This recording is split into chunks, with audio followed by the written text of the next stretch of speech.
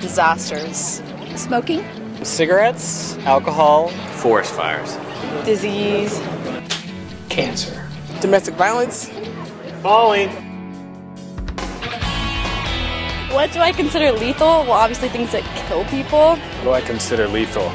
Leaving your door unlocked and crazy people can get in. A shot to the head. Stupid people with guns. AIDS. Bombs. Murderers.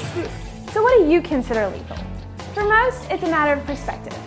It's either the dangers they sense immediately around them, or it's based on an experience they had. We asked random people what they thought was the #1 killer of teens in America. Here's what they said. #1 killer of teens in America would be... I would probably say drugs. Sex, drugs, and rock and roll. Drugs. I don't know, drugs. Probably something drug related. Meth. Probably have something to do with guns. I would say acting stupid. Monster trucks. Drunk driving, I guess. Probably drunk driving. Drug driving. Drunk driving. I would have to say cigarettes. Gang violence. Violence. I would have to say negative thinking. Animals. Smoking crack and getting pregnant. So some of you are watching this thinking, great, the same old crap we always hear about. Drunk driving, drugs, and the evils of pirating music. But the #1 killer of teens in America is something we've all participated in. Distracted and reckless driving. Seriously, we've all sent a text message while driving, updated our Facebook, made a playlist, dug through a bag, turned to talk to friends, all while supposedly paying attention to the road. So for the next few minutes, we want to show you the lives that have been shattered by distracted and reckless driving, and the simple things that you can do to avoid becoming a statistic. A teenager is dead after an overnight accident, and police say speed was a factor. The cops estimated he was going about 100 miles an hour. She went head-on into another car, and that gentleman was killed also. Basically, they were just being kids, driving a little bit fast is all. Good intentions. A special vigil tonight to remember a standout athlete. My daughter has lost one of her very dearest friends, her big brother. There was an indentation in the roof as to where he hit his head. I visualized that for years afterwards. He clipped the sidewalk or the curb, went upside down. Experts say car accidents are the #1 killer of teens nationwide. I don't have my brother anymore. He's not here. He's not around. And I heard him say time of death. And I just freaked out. So what exactly is reckless and distracted driving? Let's put it this way. Anytime you have to take your eyes off the road for any reason, that's distracted driving. And reckless driving, that's speeding and driving like a total idiot. Now for the simple part. How do you keep from needlessly dying in a car crash? That's easy. First, you tell your friends that as much as you love them, to sit down and shut up when you're behind the wheel. If they continue to fool around in your car, tell them how great they would look with a feeding tube in their stomach. Second, you realize that you decrease the risk of crashing your sweet car by 2,000% when you don't text and drive.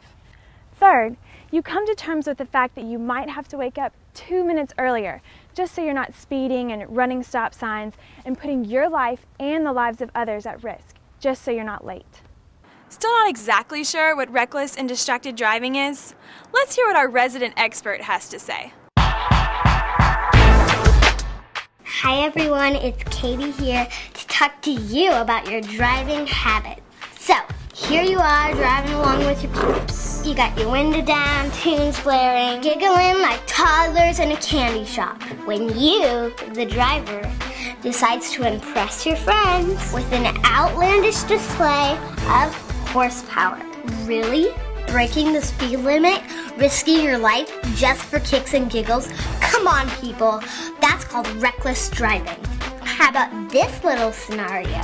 You are a safe driver who never speeds or breaks the law. But as you are driving, you just have to send that important text message about the guy who likes the girl at school, or does he know, or does she know, or do you know, or whoopsie daisy, you just hit a telephone pole. Hello, folks! You're driving a 6,000-pound metal beast! Don't you think the latest awesome school gossip could wait? That's distracted driving. You drive like that in my hood, my mom will be all up in your grill. Faster than you could say, oh no she didn't, girlfriend. I gotta run. Yeah, I think we all learned something today. Everyone gets distracted while driving. So what distracts you? If I'm reading directions as I'm driving, I get distracted. Putting on makeup. Just getting lost in thought and not paying attention to what I'm doing. Like eating, Drinking, looking for stuff in my purse. Oh, the beautiful sunset. Just staring over there while I'm driving, you know? Friends in the back seat. Other people in the car. Looking for something on the floor. I definitely talk on the phone while I drive, and I don't want to admit that I get distracted, but I do. Probably just music. Should like change my music on my iPod or texting. Texting, emailing. Texting, iPods, talking. Texting. Some people suck at texting when they're driving. I, however, am really good at it. What you often hear from victims is that they never thought it would happen to them, that their son, daughter, friend, or classmate would be involved in a fatal car crash. And absolutely no one could imagine causing such a tragic event. Let me tell you about Donovan. he was my teammate. He was my son. He was a classmate. He was my best friend. He was my boyfriend. My son was my baby boy.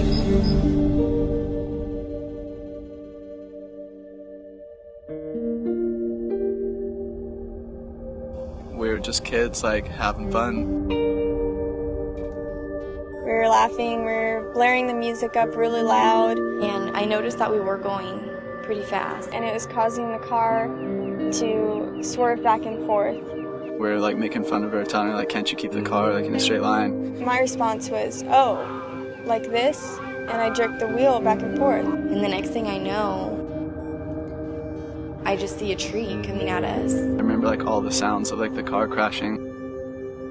I looked around and I see Donovan, but he wasn't moving. So I sat with Danica. I kept telling her, I think Donovan's dead. Donovan's dead. I even remember calling out Donovan's name and, hoping that he would hear me and just get up. I saw him like laying in his own blood, and I knew for sure that he was gone.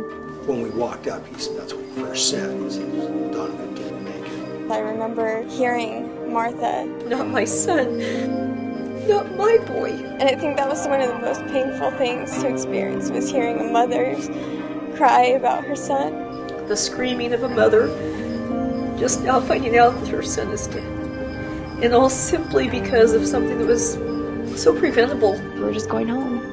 Speed wasn't really a factor. Before we knew it, like, in a matter of seconds, we lost our best friend. It was my fault being the driver because I had that responsibility. I would change it if I could. We were just having fun. And within a split second, I lost somebody that meant the world to me. It changed my life forever.